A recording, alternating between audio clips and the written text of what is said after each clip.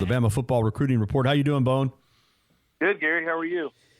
Doing well. For me, as kind of a guy that's not in it quite like you are, but try to follow it fairly closely as a sportscaster, but not, as I said, dialed in all the time the way that you are. It seems on the surface to me to be a pretty quiet time for Alabama football recruiting, but I know if I look deeper, you may say that that's not exactly the case. What's going on right now with Bama football recruiting?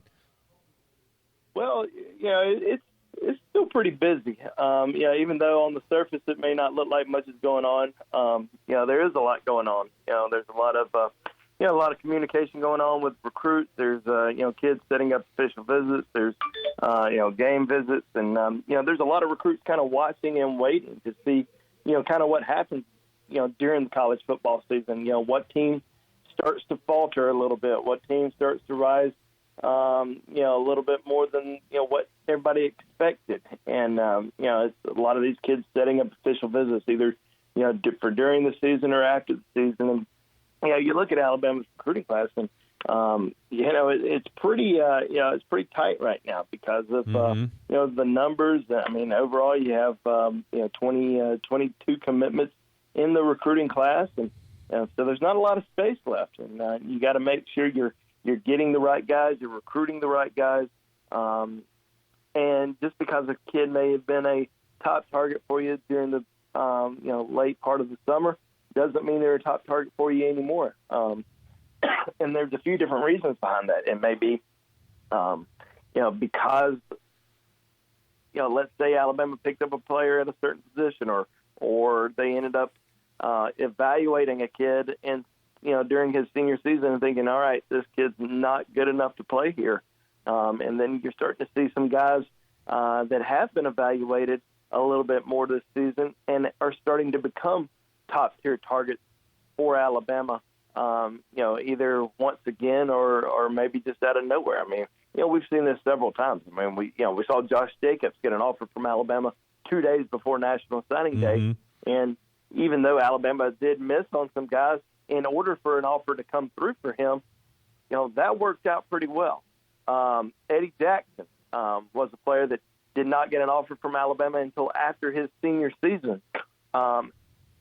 His situation is a little bit different than Josh Jacobs, whereas Eddie Jackson actually became a priority target after his senior season and jumped above some of the guys that Alabama was heavily recruiting, whereas Josh Jacobs had to wait for some guys to commit elsewhere. So there's situations like that happen, throughout the year, and we may see a few more names start to pop up over the course of the next few months. Yeah, it's definitely a fluid process, college football recruiting. One name that is making some news is Rakeem Jarrett, the outstanding wide receiver from the Washington, D.C. area, St. John's Catholic.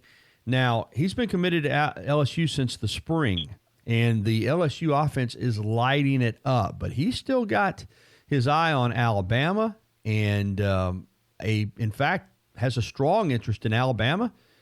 What's the latest with him? Any possibility of a flip to the Crimson Tide? Yeah, I think there's definitely a possibility. Alabama's known for producing some great wide receivers as well, and certainly has the best wide receiver group in the country. And I think that with Rakeem Jarrett, definitely a big time player, 5-star recruit. Comes out of a school that just last year sent Keelan Robinson to Tuscaloosa. Also, Terrell Lewis also comes from the same school. So you've got some some big name players from that school who are at Alabama who trying to recruit him. And you have Chris Braswell, who's at St. Francis in Baltimore, who's also friends with Rakeem Jarrett, trying to recruit him. Bryce Young, the recent quarterback commitment for Alabama, also turning up the heat on Rakeem Jarrett. So I think the biggest thing with Rakeem is, even though he's committed to LSU, he's not from Louisiana. He's not tied in with them where it's going to be just impossible or a monumental task for Alabama to flip his commitment. Rakeem Jarrett has been to Tuscaloosa a few times, so he knows he kind of knows the lay of the land down there. He knows what Alabama's all about.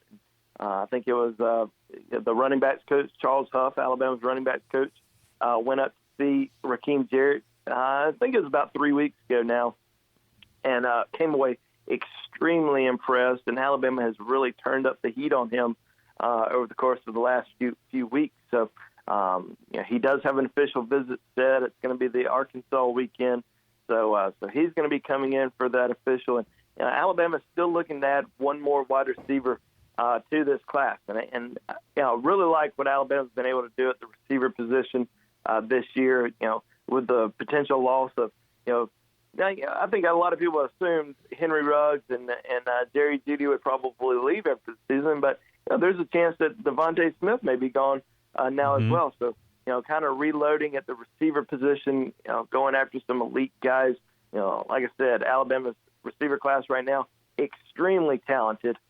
And I think if they get one more guy, it's really going to send it over the top as the best wide receiver class in the country. Andrew Bone with us from BamaInsider.com, part of the Rivals.com network, for the weekly Alabama football recruiting report. All right, among Alabama fans, I think there's a strong possibility that Eric Gilbert is the most discussed prospect right now on the different message boards that talk about Alabama football. The outstanding tight end out of Marietta, Georgia. We know based on the roster that Alabama needs a tight end, has one in this class, needs another one, and Gilbert's one of the best in the country. A few months ago, it looked like he was probably a lock for Georgia. That's not the case anymore. And in fact, I think you have alluded to the fact that you believe that, or the possibility at least, that you believe Alabama could be the leader for him. Yeah, I do. I think that Alabama is in the driver's seat. I think he's taking official visits right now to just kind of make sure that that's where he wants to go. And he does have some remaining official visits. He's going to go actually to LSU this weekend. He's going back over to Georgia next weekend. So, definitely some visits to kind of watch.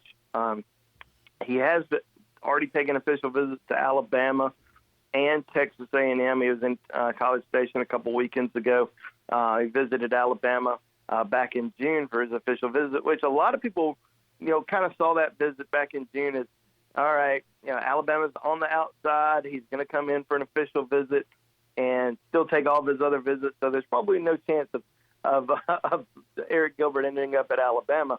But, we're here in October right now, and Alabama seems like they're in the driver's seat. I think he's still going to take an official visit to Clemson, but I think as of right now, I've recently put in a forecast on Rivals.com for Gilbert to Alabama, and I don't really take that lightly. I don't like to really flip-flop my predictions or anything like that, but went ahead and put a prediction in on Eric Gilbert because I feel very confident. As of right now, that's where he's going to go. Alabama has a very pressing need at the tight end position. They do have one commitment in Caden Clark, but I think that Eric Gilbert is certainly a game changer. He can make big plays as a home run threat. I mean, 6'5", 240 pounds, and runs of 4.5, 5.40. I mean, he's just an electric football player, and I think Alabama's ability to kind of sell him on the fact that he can be, can make a type of impact like Irv Smith did last year in the Tides offense. I think he really likes that a lot. He likes to be spread out. He likes to move around. He doesn't like to be, kind of one of those inline tight ends, blocking half the time. He likes to, be able to go out there and make plays. And I think with Alabama losing some of his top wide receivers after this year, I think they're really selling him on the fact, hey, you can come in and make a big impact in the passing game. So I think he really likes that a lot. And these last visits, I think he's just trying to make sure that Alabama is where he wants to go. But, obviously from the state of Georgia, Marietta has been to Athens so many times. Everyone's going to be watching that visit next weekend to Georgia because I even though he's visiting LSU this weekend, I don't really see them much as a threat. I don't see Texas A&M as a threat. Now I do see Clemson right there in the mix for them. But we'll watch that visit to Georgia really closely next weekend to see if they make any sort of move for him. All right. You did a forecast for Reggie Grimes, the Bama legacy out of Tennessee. Outstanding player, no doubt about it, but you've got him projected to go to South Carolina, and I get the impression, Bone, that might have more to do with Alabama than with Reggie Grimes. Am I correct there? Yeah, I think so. I mean, obviously Reggie's a good football player. Plays kind of all over the field for his high school team, but I just haven't really seen Alabama make a really strong push for him over the course of the last few months, or really in the last several months. And I think if they had been, I think that he would have already been committed by now. Now, he did recently take a visit to Tennessee. Tennessee that could be a surprise, and he could end up going there. But South Carolina's kind of been, perceived as the number 2 team or top 2 team with Alabama for a long time. And just the fact that I don't see Alabama really pressing for him, now or any time in the future. That's kind of where I expect him to go. But, wouldn't be surprised if he ended up at Tennessee as well, but don't see him ending up at Alabama. I always ask you about Commitment Watch, and, of course, you've given us a good rundown of some of the top prospects that Alabama's involved in. But anybody that you're watching that you think might be in line to pull the trigger here soon for Alabama? Well, I'm always looking at defensive backs. And I'm always kind of waiting to see when the Dab Joseph, the junior college cornerback, ends up committing. I mean, I think that's always a possibility at any time, but you also may not see it until signing day. But we've also talked about Jamil Burroughs potentially committing the 4-star from Georgia, who recently decommitted from Georgia. I think he's going to wait for now. I think he's going to wait probably until December before he makes a decision. I do think Alabama's in the driver's seat, but I think he's going to try to clean up some things off the field in the classroom and just kind of see where things go after that. All right. You do write on Bama Insider, too. It looks like Alabama's definitely, even with 2 terrific running backs committed in Roydell Williams and Kyle Edwards, looking for a third running back. And you talk about Jahmyr Gibbs out of Dalton High School in Georgia. He is committed to Georgia Tech, but you wrote that you think Alabama is close to extending an offer, and it sounds like if that's the case, that he'll certainly take a strong look at the Crimson Tide. Give us some more information on him.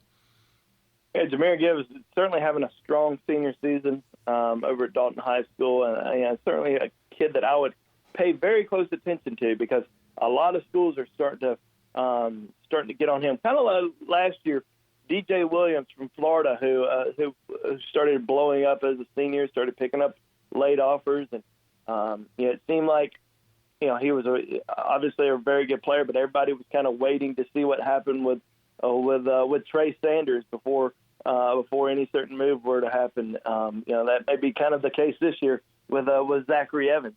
What happens with Zach Evans in the end, and does Alabama or Georgia end up making an offer to Gibbs? But I certainly see an offer coming his way from Alabama. Alabama does have 2 excellent running back commitments in Kyle Edwards and Roydell Williams, but I definitely think that 3 running backs is a possibility.